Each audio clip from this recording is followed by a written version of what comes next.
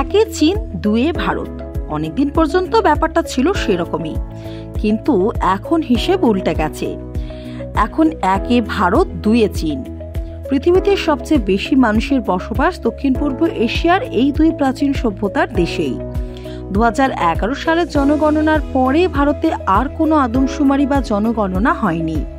এমনিতেই প্রতি 10 বছর পর পর তা হওয়ার কথা, কিন্তু 2021 সালের জনগণনা পিছিয়ে যায় কোভিডের জন্য।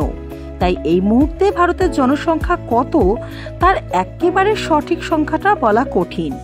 তবে সেটা যে 140 কোটির গণ্ডি টপকে 150 কোটির দিকে দ্রুত গতিতে এগিয়ে চলেছে তাতে কোনো সন্দেহ নেই। আর এই জনসংখ্যার প্রায় 8.5% মানুষ হলেন সরকারি পরিভাষায় তফসিলি উপজাতি গোষ্ঠীভুক্ত। চলতি কথায় আমরা সাধারণত যাদের বলি আদিবাসী। এদের নিয়ে গোটা দেশ জুড়ে চলে রাজনীতির জমজমাট খেলা। আবার এর পাশাপাশি এদেশের সামাজিক ব্যবস্থা গত 7.5 দশকে এদের অবস্থান খুব যে কিছু বদলেছে তাও কিন্তু নয়। আসুন ব্যাপারটা একটু বোঝার চেষ্টা করা যাক।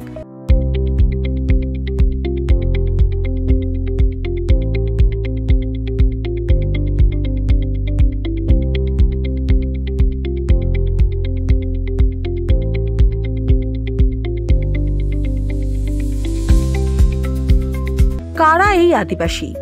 আদি বাসিন্দা এই অর্থে সাধারণত আদিবাসী শব্দটা ব্যবহার করা হয়ে থাকে। ইতিহাসবিদ, গবেষক এবং বিশেষজ্ঞদের বড় একটা অংশের মতে ইন্দো ইউরোপিয়ান কয়েকটি গোষ্ঠী অর্থাৎ আর্য জাতির লোকেরা ভারতে আসার আগে এই আদিবাসীরাই বসবাস করতেন এই ভূমিতে। তখন অবশ্য আজকের ভারতবর্ষ নামে যে রাষ্ট্রটাকে আমরা চিনি ও জানি তার কোনো অস্তিত্ব ছিল না।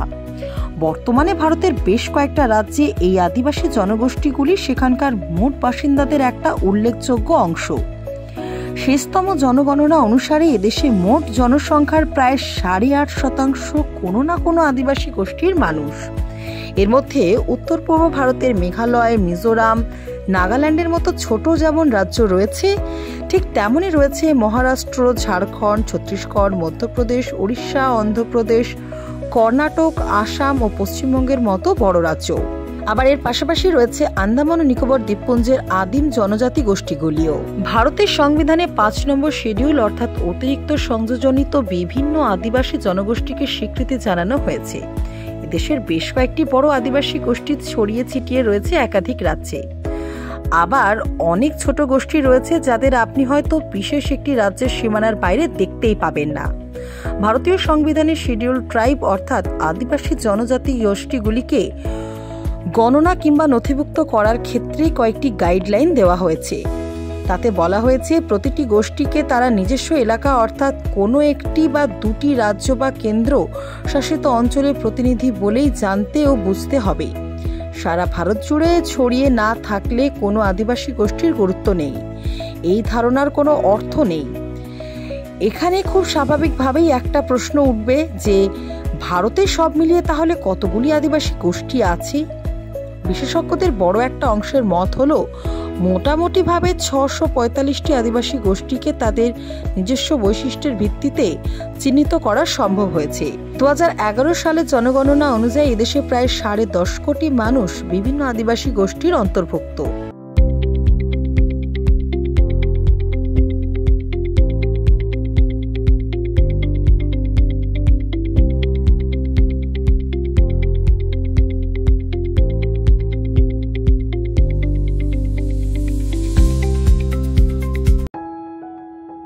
जब जीवन की हो नई शुरुआत तो श्री बालाजी फैशन है आपके साथ। ब्राइडल एथनिक वेयर के लिए आसनसोल में जाना माना नाम श्री बालाजी फैशन। दुल्हन के लिए खूबसूरत रंगों का लहंगा और आकर्षक गाउन, दुल्हन की बहन को खूबसूरत बनाए लहंगा फ्रॉक, दुल्हे के लिए मान्यवर के विविध रंगों वाले sherwani, ethnic wear, fashionable men's suit से मिले दुल्हे के भाई को नया लुक, वेडिंग और पार्टी के लिए कढ़ाईदार बनारसी और सिल्क साड़ियाँ। तो देर किस बात की, आज ही आए श्री बालाजी फैशन, हर घर की पसंद, GT road opposite Subhash cinema, Asansol. ভারতবর্ষের মতো এত বিচিত্র পেশা, নেশা, ভাষা, বেশভূষা, খাদ্যাভ্যাস, ধর্মীয় বিশ্বাস এবং সংস্কৃতির দেশ এখনকার এই 21 শতকে অতি আধুনিক পৃথিবীতে দ্বিতীয় আর একটি নেই। বৈচিত্র্যময় এই দেশে আদিবাসী জনগোষ্ঠীগুলি যেন নিজেদের ঐতিহ্য আর সংস্কৃতি নিয়ে বহমান এক স্বতন্ত্র স্রোত, যা নিজের আলোয় নিজেই উজ্জ্বল। যদি এদেশের বড় এবং শক্তিশালী আদিবাসী গোষ্ঠীগুলির কথা বলতে হয়, তাহলে বলতেই হবে সাঁওতাল, ভিল, গোন্ড, মুন্ডা, খাসি, গোরা, আঙ্গামি, চেঞ্চু, কোরবা এইসব আদিবাসী গোষ্ঠীর কথা। এর পাশাপাশি রয়েছে আন্দামান ও নিকোবর দ্বীপপুঞ্জে সেন্টিনেলিজ, গ্রেট আন্দামানিজ, ওঙ্গি, জারোয়া এসব আদিম উপজাতির মানুষজন, যারা হয়তো সংখ্যার দিক থেকে খুব বেশি হবে না, তবে ভারতীয় উপমহাদেশের সবচেয়ে প্রাচীন জনগোষ্ঠীগুলির জীবিত প্রতিনিধি এখন তারাই। 2011 সালের জনগণনা অনুসারে ভারতে ভিল আদিবাসী গোষ্ঠীর জনসংখ্যাই সবচেয়ে বেশি। এদেশের মোট আদিবাসী জনসংখ্যার প্রায় 38% হলেন ভিল উপজাতির মানুষ। এদের নিজস্ব ভাষা আছে, যদিও নিজেদের ভাষার পাশাপাশি তারা মারাঠি আর গুজরাটি ভাষাও ব্যবহার করে থাকেন। মূলত গুজরাট, মহারাষ্ট্র আর ছত্তিশগড় রাজ্যেই হচ্ছে ভিল জনগোষ্ঠীর বসবাস আর বিচরণের জায়গা। এইখানে চলে আসছে একটা গুরুত্বপূর্ণ প্রশ্ন। আমরা তো এদেশে তফসিলি উপজাতি অর্থাৎ আদিবাসী মানুষদের নিয়ে কথা বলছি, কিন্তু ট্রাইব বা উপজাতি বলতে আমরা কি বুঝে থাকি? সরকারি পরিভাষা অনুযায়ী একটি নির্দিষ্ট ও নিজস্ব বৈশিষ্ট্যযুক্ত ভাষা ও সংস্কৃতি অনুসারে একদল লোক যদি দীর্ঘদিন ধরে একই ভূখণ্ডে বসবাস করেন এবং তাদের গোষ্ঠীতে যদি অন্য কোনো সংস্কৃতির লোকজন সহজে প্রবেশ করতে না পারে, তাহলে সেই গোষ্ঠী আলাদা একটি উপজাতি গোষ্ঠী বলে স্বীকৃতি প্রাপ্ত হয়। তা না হয় হলো, কিন্তু এরপরে যে প্রশ্নটা চলে আসবে তা হলো শিডিউল কাস্ট অর্থাৎ তফসিলি জাতির সঙ্গে শিডিউল ট্রাইব অর্থাৎ তফসিলি উপজাতির তফাৎটা ঠিক কি? আসলে ভারতীয় সমাজ ব্যবস্থায় দীর্ঘদিন ধরে চলে এসেছে জাতপাত এবং বর্ণ ব্যবস্থা। সময়ের পরিবর্তনের সঙ্গে তাল মিলিয়ে অনেক কিছুর পরিবর্তন হলেও সেই জাতপাত এবং বর্ণ বিভেদের প্রাচীর কিন্তু আজও পুরোপুরি অদৃশ্য হয়ে যায়নি। এমনকি এই 21 শতকেও তার বেশ কিছুটা অবশেষ রয়ে গেছে এদেশের সমাজে। মূলত ভারতের হিন্দু সমাজের নিম্নবর্ণের অবহেলিত, উপেক্ষিত এবং পিছিয়ে পড়া মানুষজনকেই সরকারি পরিভাষায় তফসিলি জাতি বলে চিহ্নিত করা হয়েছে। ইদানিং এরা সর্বত্র দলিত বলে চিহ্নিত হচ্ছেন। এরা কিন্তু আদিবাসী নন। গত 40 বছরে ভারতের রাজনীতিতে এই দলিত জনগোষ্ঠীগুলি উঠে এসেছে রাজনীতির কেন্দ্রবিন্দুতে। বিশেষ করে 1990-এর দশকে মন্ডল কমিশনের সুপারিশে এদেশের প্রায় সমস্ত রাজনৈতিক দল মেনে নেওয়ার পরে দলিত জনগোষ্ঠীকে পাশে সরিয়ে রেখে ভোটের রাজনীতি করার সাহস পায়নি কোনো দলই। এর পাশাপাশি আদিবাসী গোষ্ঠীগুলি তফসিলি উপজাতি পর্যায়ে ভুক্ত। যদিও এই জাতি আর উপজাতির বিষয়টি একটি জটিল সামাজিক ক্রিয়া বিক্রিয়ার ফসল। অনেক ক্ষেত্রেই মিলেমিশে রয়েছে অনেক বিষয়। সবকিছু সবসময় আলাদা করা যায় না। তার উপরে রয়েছে রাজনৈতিক হস্তক্ষেপ, ফলে গন্ডগোল, অশান্তির নানা ঘটনা বিভিন্ন সময়ে ঘটেই চলে। তবে মোটের ওপরে দেশে আদিবাসী সমাজে জাতপাতের কালো ছায়া এখনো ব্যাপকভাবে পড়েনি, এই কথাটা বলাই যায়।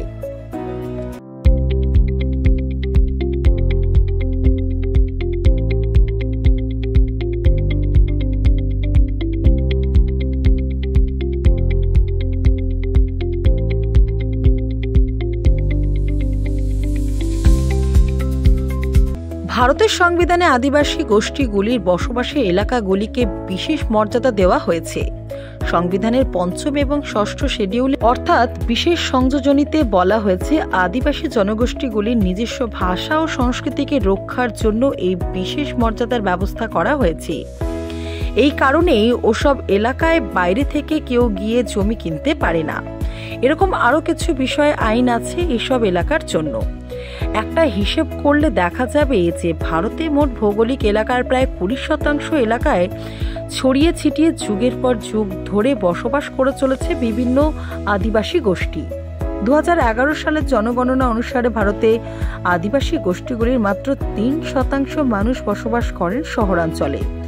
বাদবাকি 97% বসবাস শহর থেকে দূরের গ্রামাঞ্চলে অথবা দুর্গম জঙ্গল ও পাহাড় ঘেরা উপত্যকা কিংবা নদী ও সমুদ্রের মাঝখানে দ্বীপভূমিতে।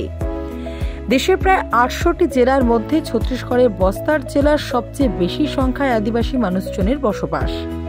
এই জেলার মোট জনসংখ্যার প্রায় 70% আদিবাসী মানুষজন। ভারতের আদিবাসীরা কি হিন্দু সমাজেরই একটা অংশ? এই প্রশ্ন নিয়ে মাঝে মধ্যে বিতর্ক চলে। কট্টরপন্থী হিন্দু সমাজের একটা অংশ আদিবাসীদের হিন্দু বলেই মনে করে, তবে ঐতিহাসিক ও গবেষকদের একটা বড় অংশ কিন্তু সে কথা মনে করেন না। তাদের মতে ভারতের বেশিরভাগ আদিবাসী গোষ্ঠীরই নিজস্ব ধর্মীয় বিশ্বাস এবং প্রথা ও লোকাচার আছে। তবে সরকারি সুযোগ সুবিধা পাওয়ার জন্য আদিবাসী সমাজের অনেকেই ইদানিং নিজেদের হিন্দু বলে পরিচিতি দিতে শুরু করেছেন, এটাও ঘটনা। মূলত ভারতের আদিবাসী সমাজ প্রকৃতি পূজক। দেশের সামাজিক, সাংস্কৃতিক ও ধর্মীয় মূলস্রোতের থেকে বেশ খানিকটা দূরত্ব বজায় রেখেই চলতে চায় আদিবাসী সমাজ। এটা যে শুধু ভারতের ক্ষেত্রে সত্যি তা নয়, পৃথিবীর যে সমস্ত দেশে বেশ বড় সংখ্যায় আদিবাসী সমাজের মানুষের বসবাস, সব জায়গাতেই দেখা গেছে তারা তাদের নিজস্ব ধর্মীয় বিশ্বাস ও সংস্কৃতি বজায় রেখেই চলতে চান।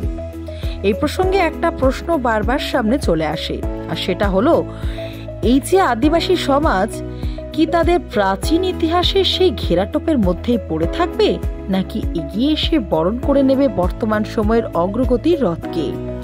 এই নিয়ে ভারতের আদিবাসী সমাজও হচ্ছে দ্বিধায়।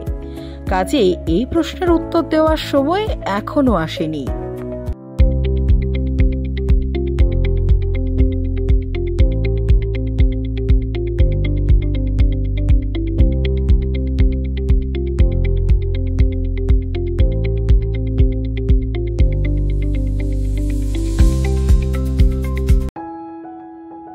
जब जीवन की हो नई शुरुआत तो श्री बालाजी फैशन है आपके साथ। ब्राइडल एथनिक वेयर के लिए आसनसोल में जाना माना नाम श्री बालाजी फैशन। दुल्हन के लिए खूबसूरत रंगों का लहंगा और आकर्षक गाउन, दुल्हन की बहन को खूबसूरत बनाए लहंगा फ्रॉक, दुल्हे के लिए मान्यवर के विविध रंगों वाले sherwani ethnic wear, fashionable men's suit से मिले दुल्हे के भाई को नया लुक, वेडिंग और पार्टी के लिए कढ़ाईदार बनारसी और सिल्क साड़ियाँ। तो देर किस बात की, आज ही आए श्री बालाजी फैशन, हर घर की पसंद। GT road, opposite Subhash cinema, Asansol.